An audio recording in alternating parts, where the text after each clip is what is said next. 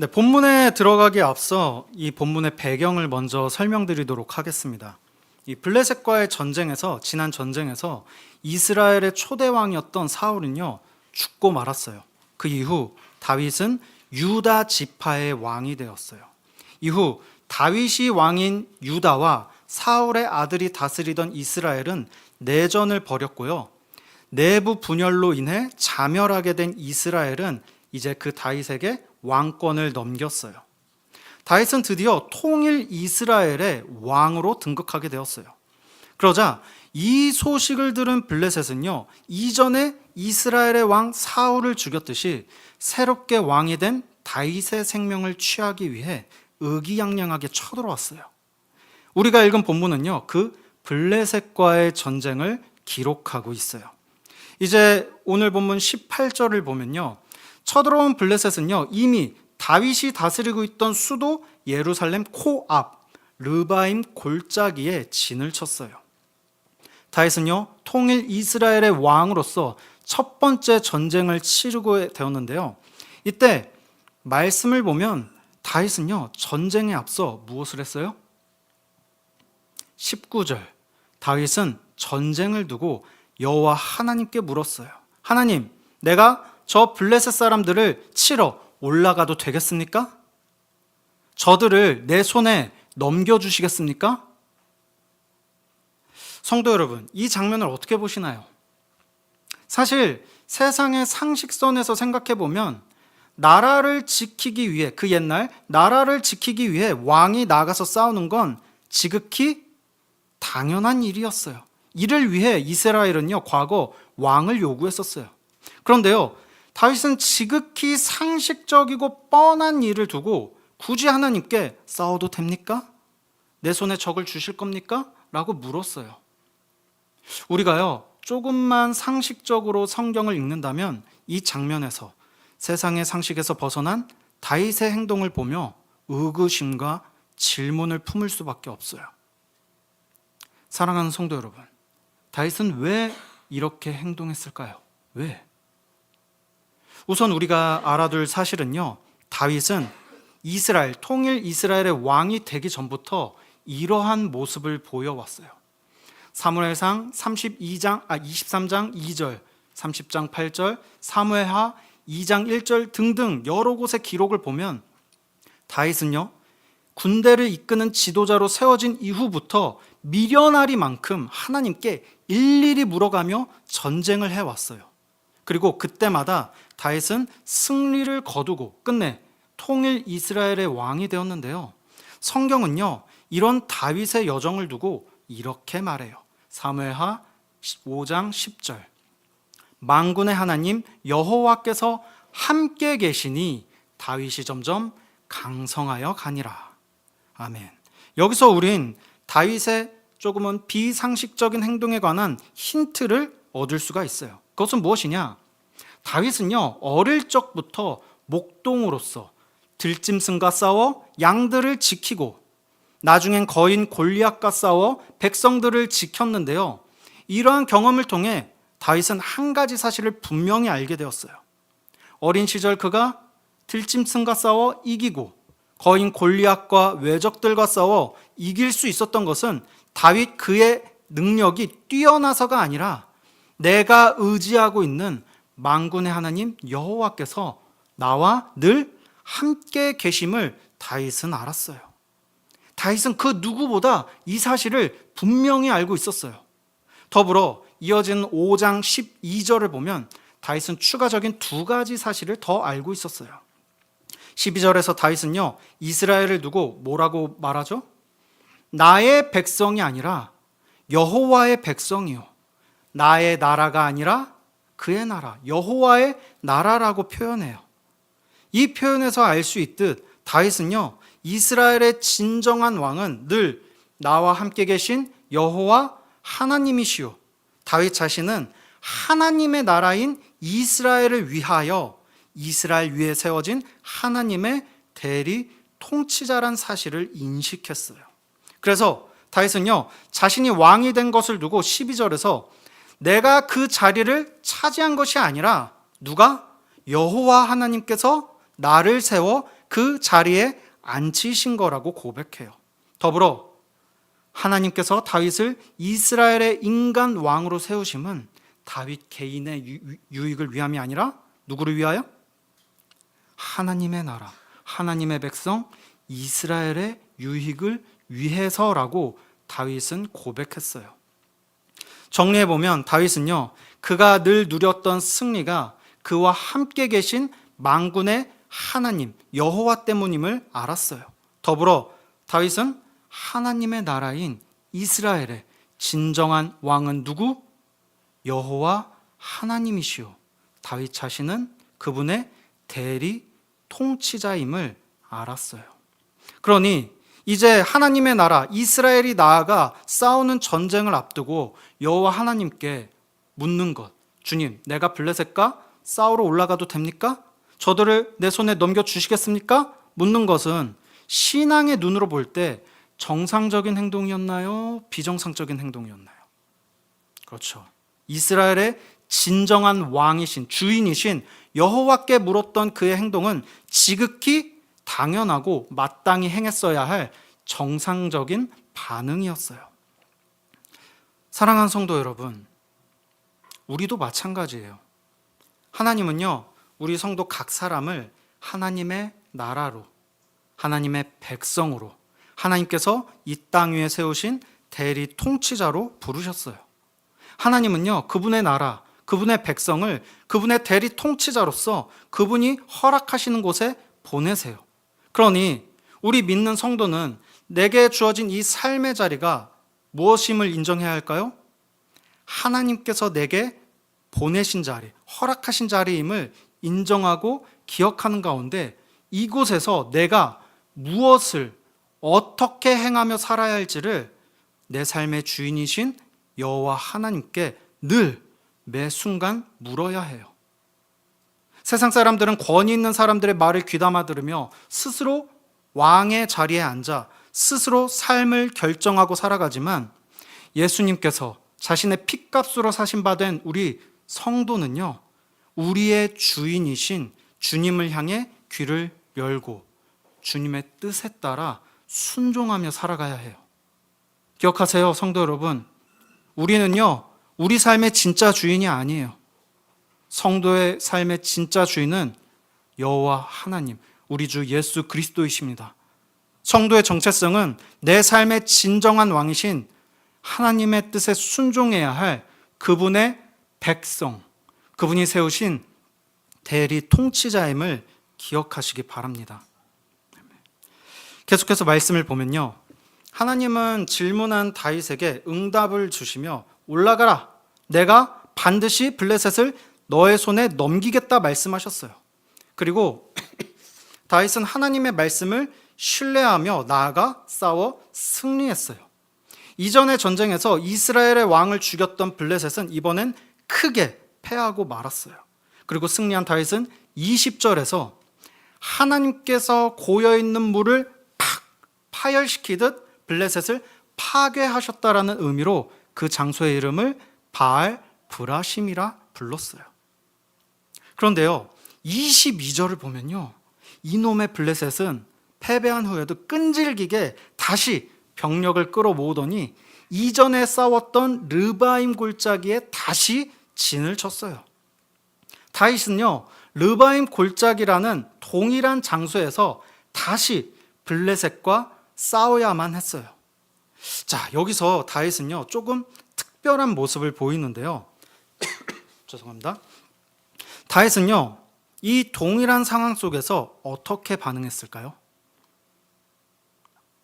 23절을 보면요, 다윗은 동일하게, 이전과 동일하게 여호와 하나님께 나아가 물었어요. 사랑하는 성도 여러분, 우리는요, 지금 이 사건을 글로써 바라보고 있지만 실제 삶에서 우리가 동일한 상황에 놓인다면 우리는요, 사실 다윗과 같이 반응하기가 쉽지 않아요. 우리는 알고 있어요. 우리 인간은요, 반복되는 사건 속에서 쉽게 과거의 경험을 의지해요. 과거에도 이랬으니 지금도 동일하게 행동하려는 것이 우리의 습성이에요.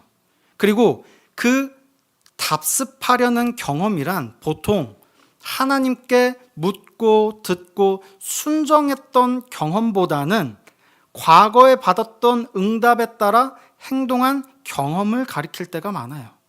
과거에도 동일한 상황 속에서 이런 말씀을 주셨으니 새롭게 귀찮게 하나님께 나아가 묻기보단 과거의 응답을 따라 그대로 행동하려는 경향이 짙은 게 우리예요. 이런 우리의 모습은 어쩌면 교만이라고 말할 수 있겠죠. 더불어 23절에서 다윗과 같이 반응하기 힘든 이유는요, 전쟁에선 기세가 중요하다는 인간의 상식이 존재하기 때문이에요. 어릴 적에도 저도 막 학교에서 애들끼리 싸울 때 늘 애들 사이에서는 이런 말이 유행했어요. 선빵 필승, 코피 먼저 내면 이기는 거야. 이 당시 상황을 살펴보자고요. 상상해보자고요. 현재 이스라엘은요, 과거 자신들의 왕을 죽였던 블레셋을 상대로, 두려워했던 그 블레셋을 상대로 큰 승리를 거두었어요. 지금 모두가 과거의 비참한 패배에서 벗어나 새로운 승리에 취해 있었어요. 그리고 패배한 적군은 다시 지들끼리 이렇게 모이더니 진을 치고 있어요. 이때 다윗 주변에 있던 부하들의 반응은 이랬을 거예요. 왕이시여, 지금입니다. 기세가 찌를 듯한 지금, 병사들의 사기가 하늘 높이 모를 만큼 지금 찌를 듯한 충만한 지금, 나가서 적들을 다시는 일어나지 못하게 패퇴시켜야 된다. 다윗에게 요구했을 거예요. 당장 싸우자고.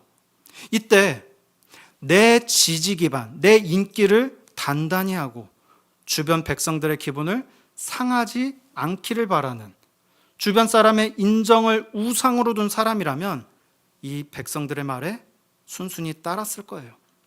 실제로 이렇게 나라를 다스렸던 인물이 다윗 가까이에 있었죠. 그 사람 누구죠? 그렇죠, 사울. 과거 사울은요, 하나님께서 아말렉을 진멸하라, 하나도 남기지 말고 모조리 죽여라 라고 명령하셨을 때 이 명령에 불순종하고 전리품과 포로를 남겼어요. 왜 사울은 이렇게 하나님 말씀에 불순종했을까요? 사무엘상 15장을 보면 사울은요, 하나님보다 누구를 더 두려워했어요? 백성들을 더 두려워했기 때문에 하나님 명령에 순종하지 않았어요. 하나님께 인정받기보단 눈앞에 보이는 사람에게 인정받는 것이 사울에게는 더 중요했어요. 그 결과 사울은 어떤 결말을 맞이하게 됐나요? 역대상 10장 13절과 14절 말씀을 함께 읽어볼까요? 시작. 사울이 죽은 것은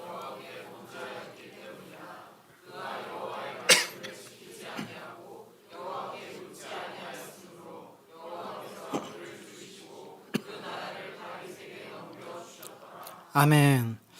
다윗은 오늘 반면 교사로서의 사울을 기억했을 거예요. 그래서 다윗은 다시 하나님께 나아가 물었어요. 주님, 내가 블레셋과 싸우러 올라가도 되겠습니까? 저들을 내 손에 넘겨 주시겠습니까? 그러자 하나님은 뭐라고 대답하셨나요? 성경에 나오는 23절과 24절을 보면 하나님은요, 같은 상황 속에서 다른 명령을 주셨어요. 자, 여기서 우리는 오늘 본문에 담긴 또 하나의 포인트를 발견하게 돼요. 분명 하나님은요, 같은 상황 속에서 똑같은 그림으로 승리하게 하실 수 있는 전능한 하나님이셨어요. 이전과 동일한 상황에서 충분히 올라가라, 너는 승리할 것이다 라고 약속하실 수 있는 전능한 하나님이세요. 그런데 하나님은 이번엔 다른 그림을 통해 올라가지 말고 그들을 기습하라라는 그림을 통해 승리하게 하셨어요. 자, 여기서 질문. 하나님은 왜 이렇게 역사하셨을까요? 왜? 동일한 상황 속에서 왜 다른 응답을 통해 승리하게 하셨을까요? 하나님은 다윗에게 전략적 유연성을 가르치려고 하셨던 걸까요? 아니죠.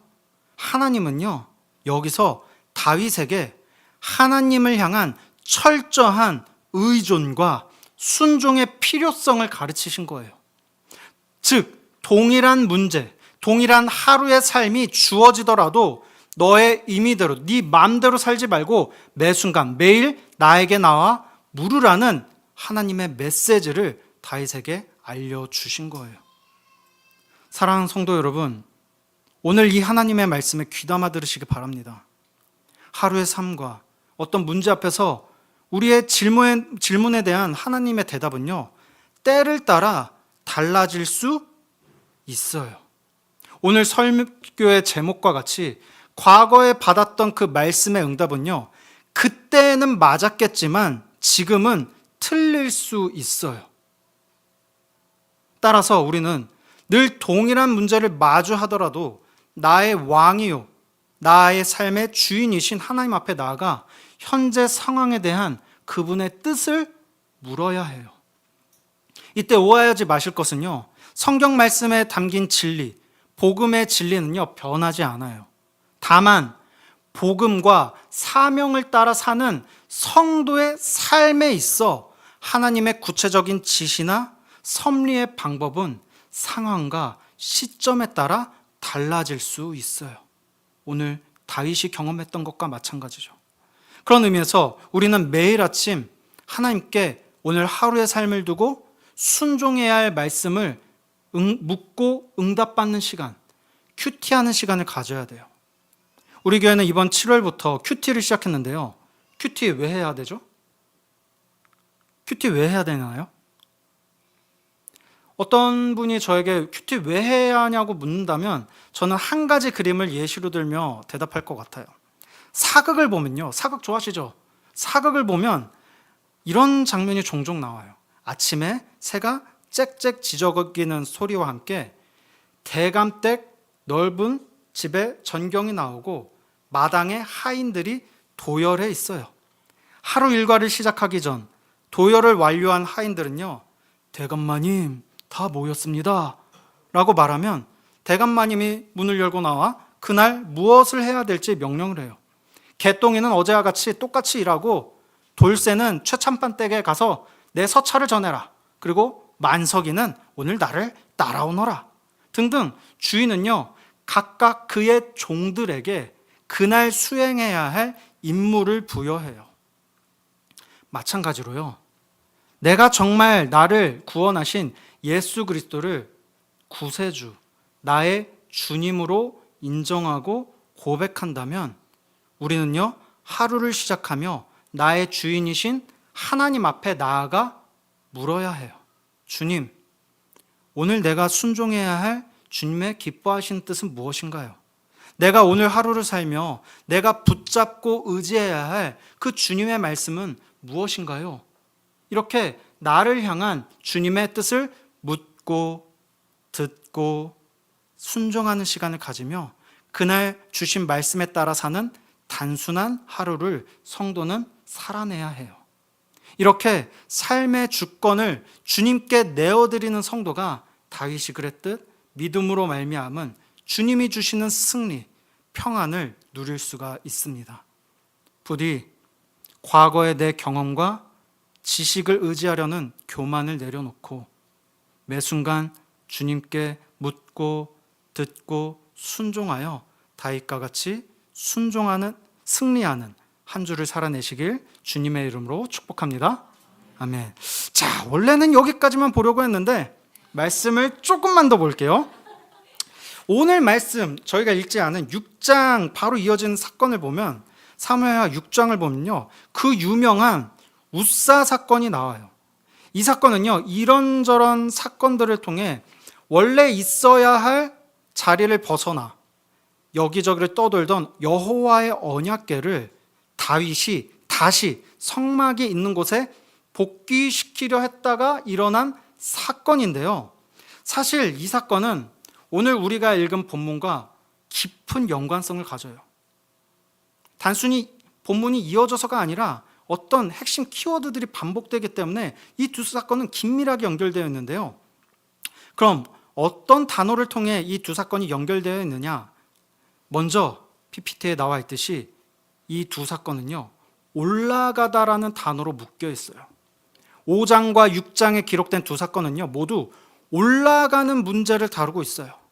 5장에서 다윗은 블레셋과 싸우기 위해 올라가야 했다면 6장에선 한글 성경에 안 나와 있지만 원문으로는 언약궤를 예루살렘에 올라오게 하는 문제를 다루고 있어요. 이때 6장의 사건이 앞선 5장의 전쟁과 다른 점이 있다면 6장의 사건은요, 하나님께 묻는 것을 간과하기 쉬운 인간의 눈에 선해 보이는 일이었다라는 거예요. 생각을 해보면 인간의 눈으로 보기에 생각을 해보세요. 다윗이 성막을 떠났던 언약궤를 다시 성막으로 복귀시키는 일은 인간의 눈으로 보기에 그 목적이 어때 보여요? 선해 보여요. 네. 또 웃사가 요동치는 소 때문에 넘어지려는 언약궤를 손으로 붙잡은 이 일은 그 목적이 어떠해 보여요? 네, 선해 보여요. 우리 눈에 선해 보여요. 그런데 그 결과는 어땠어요? 처참했어요. 이 사건이 비극적으로 더 다가오는 건 올라가다에 이어 반복 사용되는 두 번째 단어에서 극대화돼요. 그 단어는 무엇이냐? 다윗이요, 5장에서 승리를 찬양할 때 바로 이 단어를 사용했어요. 파라츠. PPT를 넘겨주시면 이 단어는 터뜨리다, 파열시키다, 파괴하다라는 의미를 가지고 있는데 이 단어는 앞선 사건 5장 20절에서 무려 4번이나 반복 사용돼요. 하나님이 블레셋을 파괴시켰다라는 뜻하는 바알 브라심, 원문 발음으로 바알 프라찜에서 이 프라찜은요, 파라츠, 파괴하다라는 단어가 사용되었어요. 그리고 이 단어는 이어지는 6장에서도 사용되는데 어디서 사용되었을까요? 벌써 넘겨주셨죠? 역시나 다윗의 고백에서 나온 6장 8절의 베레스 우사, 원문 발음으로 페레츠 우사에서 페레츠는요, 파라츠, 파괴하다라는 단어가 사용되었어요. 동일한 단어가 사용되었어요. 종합해서 보면요, 5장에서 하나님의 대적 블레셋을 파괴하셨던 하나님은 6장에선 갑자기 이스라엘을 대표하는 우사를 하나님의 대적자로 여기며 파괴하셨어요. 인간의 입장에서 블레셋을 파괴하신 하나님을 통해 바알 브라심의 승리를 경험했던 다윗과 이스라엘은 이어지는 6장에선 거꾸로 하나님에 의해 베레스 우사, 파괴당하고 말았어요. 그럼 여기서 우린 질문이 생기죠. 이 두 사건은 어떤 차이가 있었을까요? 왜 5장에서 블레셋을 치셨던 하나님은 갑자기 6장에선 이스라엘을 왜 하나님의 대적자로 여기시며 치셨을까요? 왜? 이미 아실 거예요. 정답은 두 사건의 주요 인물인 다윗에게서 그 대답을 알 수가 있어요. 5장까지 올라가는 문제 앞에 하나님의 뜻을 매번 물었던 다윗은요, 6장에 들어선 올라가는 문제 앞에 하나님의 뜻을 묻지 않았어요. 하나님이 당연히 이 일을 기뻐하실 거라 여기며 왕이신 하나님의 뜻을 묻지 않는 바람에, 하나님의 기뻐하신 뜻에서 벗어나는 바람에 다윗은 실패하고 말았어요. 사랑하는 성도 여러분, 우리는 오늘 이 메시지까지 귀담아 들어야 해요. 왜냐? 우리는 하나님께 묻고 듣는 이 순종하는 이 삶에서 너무나 쉽게 다윗이 저지른 실수를 저지를 때가 많아요. 그래도 우리는요, 전쟁과 같이 중대하고 위태로운 일 앞에서는 하나님의 뜻을 묻는 것이 비교적 자연스럽다 여겨요. 그런데요, 이와 달리 우리는 때때로 우리 눈에 선해 보이는 일, 섬김과 교회 사역 앞에선 하나님의 뜻을 묻지 않을 때가 많아요. 왜죠? 우리 눈에 선해 보이는 그 일이 당연히 하나님께서도 기뻐하실 거라, 선하게 여기실 거라 억측하기 때문이죠.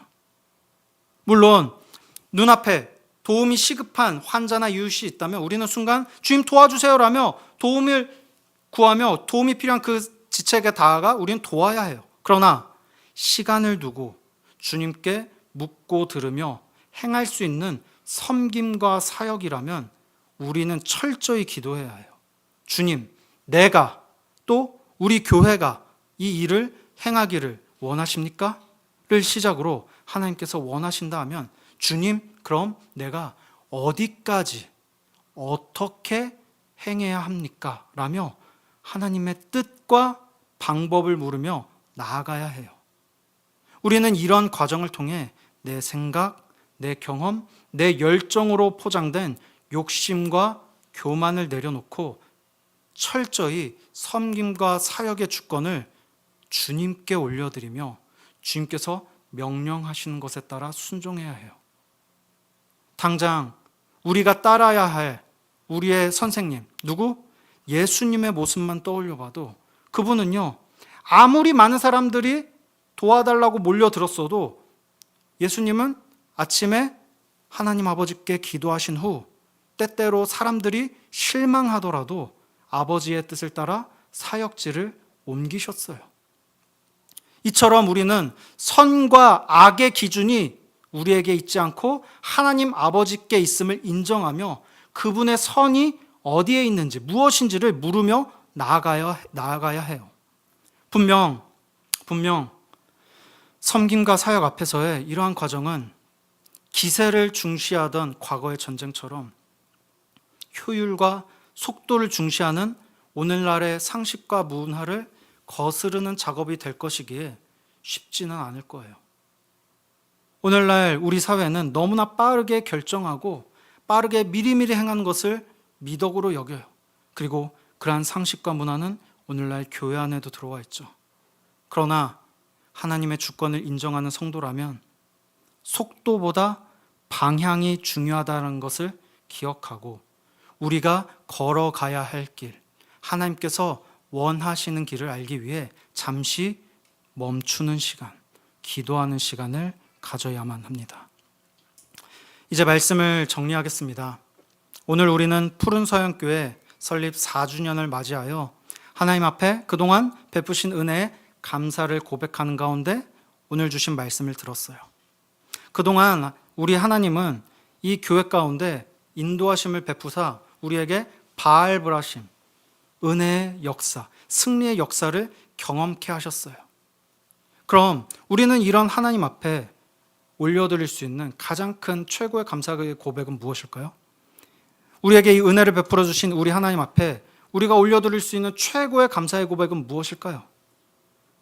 그것은 앞으로도, 지금도 그랬지만 앞으로도 하나님께서 이 교회의 주인이 되심을 고백하는 삶, 하나님께 묻고 듣고 순종하는 삶과 사역이 하나님께 올려드리는 가장 큰 감사의 고백이 될 것입니다. 그런 의미에서 오늘의 나는 개인적으로나 또 교회적으로나 모든 삶의 문제와 사역을 앞두고 주님께 묻고 계십니까? 말씀 한 군데만 읽고 마치겠습니다. 잠언 3장 5절 6절 우리 한 목소리로 읽겠습니다. 시작. 너는 마음을 다하여 여호와를 신뢰하고 내 명철을 의지하지 말라. 너는 범사의 그를 인정하라. 그리하면 내 길을 지도하시리라. 아멘. 부디 범사 모든 일에 있어 여호와를 신뢰하고 인정하며 주님께 묻고 듣고 순종하는 삶을 통해 우리 한 사람 한 사람 성도로서의 삶과 또 하나님의 교회 푸른 서영교회의 사역이 앞으로도 하나님의 영광을 드러내는 삶과 사역이 되길 주님의 이름으로 축복합니다. 아멘. 이 시간 함께 기도하겠는데요. 오늘 말씀을 듣는 가운데 하나님께서 우리 각자에게 주신 기도 제목이 있었을 거예요. 내가 하나님 아버지 앞에 감사를 고백해야 될 것, 또 내가 하나님 아버지 앞에 회개해야 될 것, 또 내가 주님께 간구하고 결단해야 될 것이 있을 거예요. 이 시간 하나님께서 내게 주신 그 기도 제목을 놓고 잠시 기도하는 시간 갖겠습니다. 기도하겠습니다. 사랑의 주님, 오늘도 푸른 서연 4주년 설립을 맞이하여 감사를 고백하게 하시고 우리 교회가 또한 나아갈 그 방향, 그 걸어갈 길을 알려주시면 너무 감사합니다. 먼저 성도로서 우리가 한 사람 한 사람이 하나님 아버지 앞에 다윗과 같이 서기를 원합니다. 매 순간 어떤 일이 닥치더라도 먼저 잠시 멈추는 가운데 주님께 묻고 듣고 순종하게 하시고 아버지 내 생각과 내 과거의 경험을 따라 아버지 똑같이 일하는 아버지 그런 범죄를 범하지 않게 하여 주옵소서. 특별히 눈앞에 선해 보이는 일이 닥쳤을 때 당연히 주님께서 기뻐하실 거라는 아버지 우리의 교만을 버리고 그 순간 주님께 아버지 이 일을 정말로 기뻐하십니까? 내가 무엇을 행하길 원하십니까? 우리의 삶의 주권을 주님께 내어드릴 수 있는 이 겸손한 성도 한 사람이 되게 하여 주옵소서. 더불어 우리 성도가 모인 우리 푸른서연교회가 앞으로의 사역을 두고도 늘 잠시 멈추는 가운데 아버지께 그 뜻을 묻고 하나님께서 인도하시는 뜻에 따라 기뻐하신 그 뜻에 따라 살아갈 수 있도록 은혜를 더하여 주옵소서. 하루하루의 삶을 주님께 올려드리길 원합니다. 주님과 함께 동행하길 원합니다. 그러한 삶을 우리 모두가 누리게 하여 주옵소서. 감사합니다.